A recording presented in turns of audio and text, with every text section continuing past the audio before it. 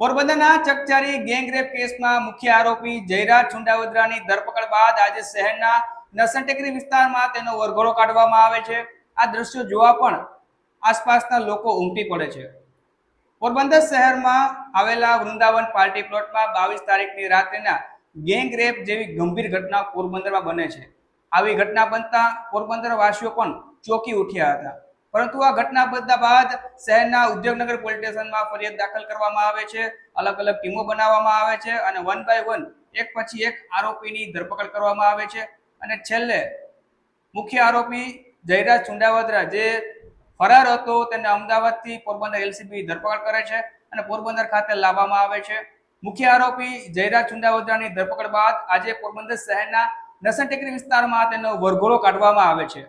પોરબંદરના યુવાધન માટે પણ આ સંદેશ છે કે તમે જો આવી ભૂલ કરશો તો તમારી સાથે પણ આવું જ પરિણામ આવી શકે છે।